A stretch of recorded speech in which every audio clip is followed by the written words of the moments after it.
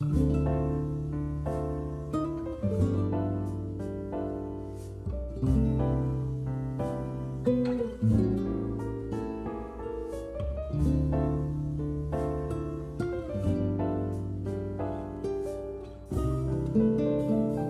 시절로 오세요. 그때 우리가 여기에 있습니다. 네, 호우 시절 2008년도 개봉한 영화 다크나이트의 발굴을 진행하고 있는데, 이 영화에도 중요한 인물들의 소개를 저희가 좀 간략하게 한번 진행을 해보면 좋을 것 같아요. 근데 제가 보니까 한 4명? 4개 정도 캐릭터가 좀 중요하게 이 영화의 맥을 형성하면서 그 영화를 앞으로 끌어가고 있는 것 같은데, 제가 생각하기에는 네.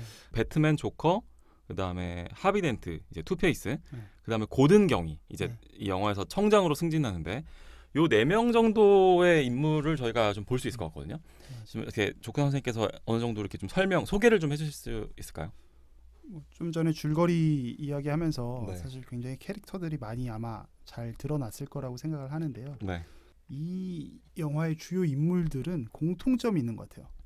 저희가 그 이와이 슌지 감독의 1995년작 그 러브레터에서 저랑 똑같은 생각을 하셨군요. 원우 씨가 이런 표현을 했었잖아요. 네네. 속사정, 꿍꿍이. 네. 배트맨 다크나이트에도 다 속사정이 있어요. 맞아, 그렇더라고요. 사실 모든 영화가 다 있겠지. 근데 네.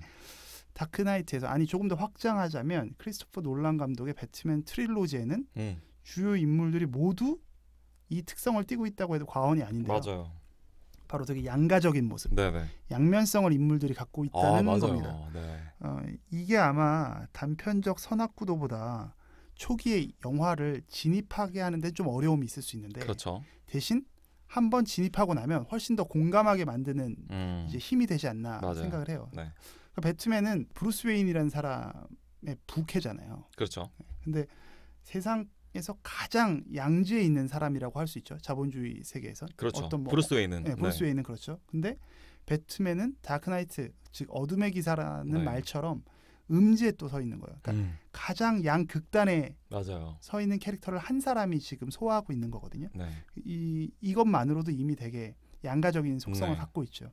마치 꼭 어떤 이런 포맷은 그 마크 트웨인 소설이었나요? 그 왕자와 거지. 그러니까 이런 거에서 다 약간 그 확장돼 가는 것 같아요. 네네. 사람들이 이런 거에 대한 어떤 동경이나 혹은 공감, 상상을 하게 되는 것 같고요. 조커라는 사람도 딱 그냥 보면 2019년작의 그 토드 필립스, 우리가 지난번에 발굴했었던 영화 조커는 조커 비긴즈였잖아요. 그렇죠. 논란의 다크나이트에서는 조커가 이제 메인 빌런이 된 거예요. 네. 그러니까 2019년작과 비교했을 때 어마어마하게 무력이 상승했어요. 예전엔 그냥 총을 좀 잘 쏘는 정도의 재능이었는데 이제는 뭐 엄청난 어떤 그 배트맨과 맞짱을 떠서도 거의 밀리지 않는 수준의 대단한, 물론 이 사람도 뭐 무기들을 쓰지만 배트맨이 쓰는 무기에 비하면 사실 어떻게 보면 더 뭐 세 발의 피지. 그러니까 순수 무력이 굉장히 세졌고 이 사람의 양면성은 되게 무계획적인 것 같거든요. 근데 상당히 계획적이고 치밀하며 영민하다는 거예요. 근데 사람의 어떤 심리를 잘 조작하고요. 능수능란하게 다루기도 해요. 가스라이팅의 명수인가요? 맞아요. 가스라이팅의 시초인 것 같아요. 근데 이 사람의 양면성, 양가적인 모습은 이제 무계획적인 듯하지만 상당히 계획적이고 치밀하다라고 말씀드린 이 부분은 이제 현상인 것 같아요.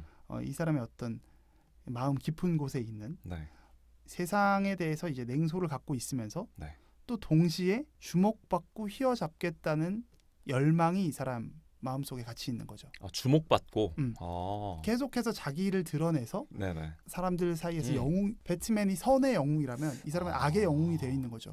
그 부분과 냉소를 동시에 갖고 있거든요. 이 특성이 결국 자신을 조커 스스로가 혼란의 사도라고 말해요. 그러니까 배트맨은 어둠의 기사고 조커는 혼란의 사도라는 표현을 씁니다. 맞습니다. 에이전트 오브 카오스라는 표현을 써요. 그렇습니다. 이게 좀 재밌게 볼 부분을 하나 더 이야기하면 2019년작에서는 어떤 사회 기득권이나 어떤 벽이 개인에게 일종의 폭력에서 이런 조커라는 빌런을 만들었다라고 보는 관점이라면 다크나이트의 크리스토퍼 놀란은 자꾸만 조커의 상처를 이야기할 때는 거의 대부분 개인의 불우한 가정사로 조명하고 있거든요. 그래서 이런 부분도 양면성과 동시에 조커는 2019년작의 조커 비긴즈와 그리고 2008년에서의 다크나이트에서 이미 완성된 조커의 차이를 청취자분들께서도 좀 비교해보면서 보시면 우리의 사회상과 좀 비교해 보면서 보시면 좀 더 몰입하실 수 있지 않을까 싶어요. 재밌는 관점이네요. 혹시 하비덴트에도 그럼 양면성이 존재하겠네요? 뭐 하비덴트는 조금 이따가 더 얘기하겠지만 그냥 이 사람 나중에 투페이스가 되잖아요. 별명도 투페이스였고 그러니까 말 그대로 두 얼굴의 사나이인 거죠. 그래서 이 사람은 촉망받는 검사이지만 그리고 또 되게 열혈남하고 상당히 의지적인 사람인데 이제 이 사람이 바뀌어가는 과정을 보면 그 의지가 완전히 사라지거든요. 그쵸. 이 부분에 있어서 양가적인 감정을 건드리고 있고 고든경이 역시도 마찬가지예요. 뭐 이제 공직에 있잖아요. 나중에 경찰청장까지 벼락 승진을 하는데 제법 괜찮은 공직자예요. 이 안에서 나오는 그 경찰 중에서 별로 악과 타협하지 않고 그런데도 이 사람은 무법자인 배트맨과 협조해요. 그렇죠. 굉장히 양면적인 특성이 있는 거죠. 맞아요. 가장 법을 지켜야 되는 사람인데 단지 선이라는 이유만으로 무법자를 옹호하고 심지어 되게 바라기까지 하거든요. 또 의지하기도 하죠. 의지하고 이런 부분들만으로도 인물들이 다 되게 양면적인 특성을 갖고 있다. 뭐 사실 4명은 아니지만 그 레이첼 같은 경우도 레이첼 진짜 양가적이죠. 양다리지 이건 양가가 아니라 진짜. 그러니까 인물들을 아주 복합적으로 심리들을 구성을 해놨기 때문에 크리스토퍼 놀란이 되게 치밀하게 더 우리가 몰입하면서 악인을 무작정 악으로 몰아세울 수도 없고 선인을 무작정 선인이라고 영웅으로 떠받들기도 좀 깨림직한 그런 이 복잡 다단한 심경을 관객들이 느끼게 하는 영화였던 것 같습니다. 그래서 이제 놀란의 배트맨 시리즈가 다른 수많은 배트맨 시리즈 중에서도 좀 독보적인 위치에 있는 게 아닐까. 맞아요. 뭐 이런 생각을 했어요. 그러니까 우리 생이라는 게 어쩔 수 없이 반은 이쪽에 반은 저쪽에 걸치는 회색 같은 특성을 누구나 조금씩은 띄기 마련인데 그렇게 이제 엄청난 혼란을 겪기도 하고 뭐 내가 살아가는 모습과 지향하는 모습 간의 이제 괴리 그 괴리가 이제 우리를 힘들게도 하는데 배트맨에 나오는 모든 인물들이 다 약간 우리 삶에서 일어날 법한 감정들을 갖고 있다 보니까 훨씬 입체감 있게 영화가 다가오는 것 같아요. 조쿠나 선생님도 그 부캐로 살아가시면서 양가적인 지금 좀 이중 생활하고 있잖아요. 좀 어떠세요? 근데 저는 뭐 거의 똑같은 것 같아요. 그래요? 그러니까 이름만 부캐일 뿐이지. 물론 제가 영화 발굴을 하면서 이렇게 원호 씨랑 같이 이런 작업을 하고 있지만 사실 저는 영화를 잘 몰라요. 그렇게 영화를 보는 걸 좋아하는 사람도 아니었고 그냥 하다 보니 영화를 이렇게도 봐보고 저렇게도 봐보고 해본 건데 이제 그걸 이제 원호 씨가 잘 포장해 준 거죠. 포장의 달인 포달께서. 원래는 그 영화 보는 거 별로 좋아하지 않으셨군요. 저는 영화를 남들이 매니아라고 할 정도의 그 정도의 감상 수준을 갖고 있지도 않았고 그런 작품을 보는 눈도 없고. 그러니까 뭐 지금도 마찬가지죠. 그러니까 비단 이렇게 발굴하는 그런 능력은 영화에만 국한되는 건 아니겠네요. 뭐 다른 거 온갖 거에 대해서도 다 발굴이 가능하겠네요. 그죠? 뭐 이게 질문의 의도가 또 도대체 무슨 의도를 가지고 또 이런 또 밑밥을 까는지 또 무슨 약간 유재석을 제가 유재석밖에 생각이 안 나는데 유재석 씨가 항상 그 놀면 뭐하니 하다 보면 맨날 똑같은 표정으로 이번에 또 뭐 하려고 하는 김태호에게 태호야 또 뭐 하려고 하는 그 갑자기 그러면서 요리를 하는 제가 또 꿍꿍이를 저야말로 또 속사정을 항상 가지고 있죠. 원호 씨로서 아주 양가적인 놈이에요. 그래서 그 영화 매니아는 아니지만 정말 본인 주장인 것 같고요. 이 또 우리 조쿠나 선생님의 조셰프님의 이 발굴력이 또 만천하에 드러나는 이제 여기가 발굴 포인트 여발포 순서로 그럼 한번 다음 에피소드부터 넘어가 보도록 하겠습니다. 호우 시절 저희 다크나이트를 발굴하면서 이제부터 본격적인 여정에 들어가 보겠습니다. 여기가 발굴 포인트 여발포의 첫 번째 순서를 시작해 볼까 하는데요. 이 사실 여발포가 우리 호우 시절의 핵심 컨텐츠로서 전 또 이 첫 번째로 어떤 부분을 발굴을 좀 부탁을 드려볼까 고민을 많이 했는데 역시 이 다크나이트에서 가장 중요한 한 문장이 있다면 이거일 것 같아요. Why so serious? 뭐가 그렇게 심각해? 조커가 이 악당으로서 그 여러 사람들을 괴롭히면서 던지곤 하는 얘기고 또 이제 영화 프로모션 할 때도 뭐 포스터에 되게 항상 적혀 있었던 문구 중에 하나가 이 Why so serious라는 문구였거든요. 이번에 저희 그 백삼 작가님이 그려주신 포스터에도 맞습니다. 역시 들어가 있죠. 맞아, 너무 잘 그리시지 않아요? 특히 원래도 워낙 잘 하시지만 이 다크나이트가 정말 저도 보자마자 너무 잘 표현해 주셔서 깜짝 놀랐습니다. 새삼 감사드린다는 말씀을 드리면서 한번 조 셰프님께도 여쭤볼게요. 이 Why So Serious 이거 어떤 의미일까 보셨어요? 텍스트 자체는 네. 뭐 너무 분명한 의미가 있는데 네.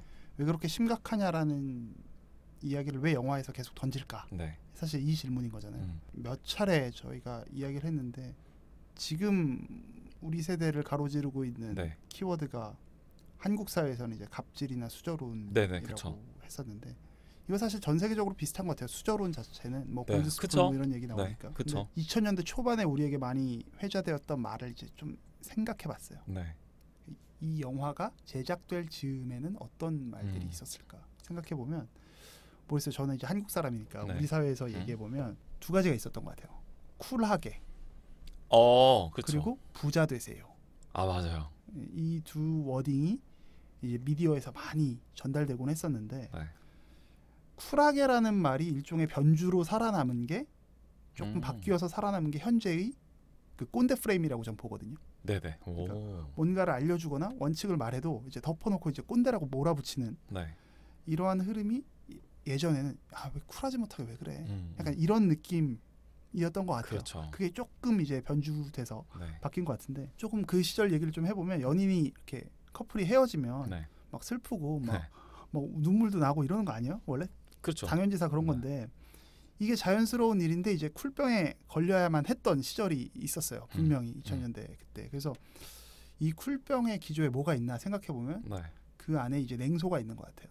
그리고 이 냉소가 Why So Serious라는 말에 담겨 있는 게 아니겠냐라는 네. 생각을 하는데 이제 뭐가 그렇게 심각해라는 말인데 근데 조커가 이 말을 던지잖아요. 네.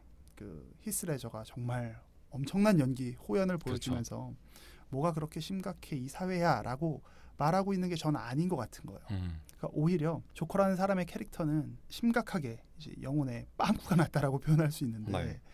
이 사람이 그 충격을 받았던 사람이 그러면서 이 사람 결국 결론적으로 입도 막 찢어지고 네네. 속은 막 다 뒤틀려져 있는 사람이잖아요.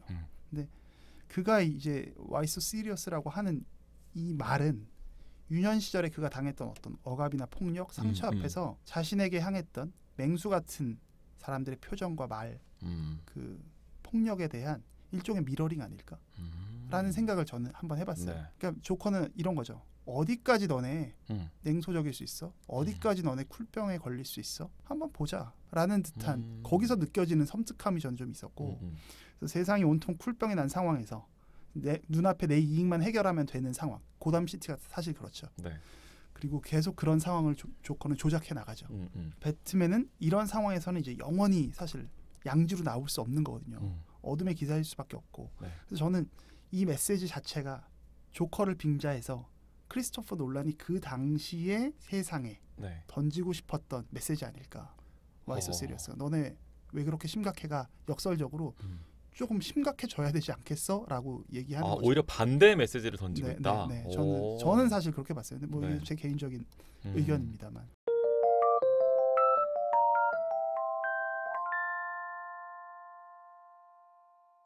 혹시 원우 씨는 어떤? 저는 이제 그 조커의 말을 일단 문장 그대로 해석한 그 패러다임으로 좀 해석을 해봤는데 이 영화에서 조커가 정말 끊임없이 거짓말을 해요. 맞아요. 계속해서 항상 교란된 사인을 던지는데 근데 딱 한 번 조커가 진실되게 자기 스스로의 정체성을 소개하는 대사가 아까 말씀하신 그 대사예요. 나는 혼란의 사도야. 이게 이제 영어 원문으로 제가 찾아봤는데 I'm an agent of chaos라고 말하더라고. 그러니까 뭐 이게 네, 이게 뭐 넷플릭스에서는 혼란의 사도라고 번역했는데 그러니까 뭐 나는 혼란의 에이전트야. 나는 혼란의 대리인이야. 뭐 이런 대사로 볼 수 있겠죠. 그게 좀 더 정확하네요. 네. 그러니까 이 영화가 개봉한 2008년의 상황을 저도 한번 생각해봤는데 일단 미국에서 아이폰이 출시된 지가 딱 1년 됐을 때고 그다음에 페이스북이 창업한 지가 아직 5년이 안 된 시점입니다. 그리고 무엇보다 리먼 브러더스 사태로 대표되는 그 미국의 금융위기가 터지기 전이에요. 그렇죠. 그 바로 직전이지만 이 당시 사람들은 이제 그런 일이 있을 줄 아직 몰랐던 상태인 거겠죠. 그리고 뭐 사실 이 영화가 제작된 건 6, 7년일 테니까. 그렇죠. 네. 오히려 이 시기는 2001년도에 있었던 9.11 테러의 잔상이 아직 남아있을 때고 맞습니다. 그 많은 미국인들이 아직 불안해하고 있었을 때거든요. 그러니까 저는 9.11 테러에 대한 그 미국인들의 불안을 되게 잘 보여주는 인터뷰가 되게 지금까지도 기억이 나는데 그냥 어떤 평범한 시민이 한 얘기거든요. 근데 9.11 테러가 난 이후에 자기는 집안에 그냥 조용히 앉아 있으면서도 앉아 있을 수도 없고 서 있을 수도 없더라는 거예요. 가만히 있어도 어디선가 테러가 날 수도 있다는 그 불안감, 그 혼란에 대한 트라우마가 미국 시민들한테 생겨 있었던 시기라는 거죠. 그런 미국인한테 조커가 묻고 있는 거예요. 뭐가 그렇게 심각해? 사실 우리가 심각해지는 이유는 간단해요. 그러니까 뭔가 소중한 게 있기 때문이거든요. 네. 바꿔 말하면 심각한 게 없는 사람은 중요한 게 없는 사람이에요. 요즘 들어서 우리가 아까 이제 쿨병 얘기하시면서 저도 비슷한 관점으로 생각해 본 건데 이제 우리나라에서도 오글거림에 대한 되게 많은 거부 반응들이 있잖아요. 그쵸. 근데 그 오글거림이 배격하는 대상이 뭐냐면은 바로 심각함이거든요. 더 적나라한 표현을 쓰면은 이제 진지빤다고 하죠. 아, 네. 요즘 진지충. 네, 진지충. 지금 시대는 그 진지충이라는 자체를 싫어하는 거예요. 이거를 공개석상에서 물고 들어오지 말라는 거야. 진지한 거는 너한테나 진지한 거지. 그건 맞아. 너 혼자 그냥 안고 있어. 야, 저기 뭐가 이렇게 진지해? 오글거리게? 요 감성이 저는 되게 지배적이라고 보는 거죠. 그런 의미에서 지금 시대는 상당 부분 조커의 의도대로 저는 왔다고 봐요. 되게 심각한 게 없는 시대, 소중한 게 없는 시대, 뭐든지 다 계량할 수 있고 측정할 수 있고 사람 필요하면 돈 주고 사면 되지. 다 썼어? 다 썼으면 버리면 되지. 심각한 게 없는 거예요, 전혀. 바로 그런 혼란의 사도로서의 일갈이 바로 저는 이 Why So Serious가 아니었나라고 저는 생각을 해봤습니다. 그러니까 저랑은 아예 반대로 해석하고 있는 거예요. 저는 그냥 고지고대로 본 거죠. 그냥 그리고 그 부분이 더 그럴듯하다라고 저도 생각이 드는 게 왜냐하면 저는 제가 바라보는 관점에서 지금 해석을 한 거기 때문에 네네. 사실 미국 사회에서 일어났던 어떤 사회적 변곡점에 있었던 내용으로 비유를 하자면 사실 원우 씨처럼 해석할 수 있는 부분이 더 많죠. 저는 조커가 메시지를 던지는 사람이기 때문에 그렇죠. 어떤 메시지를 크리스토퍼 논란이 던지고 싶었을까? 맞아요. 사실 논란이 보여주고 있는 그 다음에서 계속해서 영화적으로 얘기하는 건 이 사람 정말 진지충이거든요. 그렇죠. 지가 제일 진지하죠, 네, 사실. 그래서 인터스텔라 보세요. 맞아요. 그래서 이 논란이 사실 던지고 있는 이 문제 의식을 네. 좀 마치 동전의 양면처럼 그렇죠. 저희 역시도 다르게 한번 해석을 해본 걸로 받아들여 주시면 될 것 같습니다. 네, 저희야말로 투페이스였군요.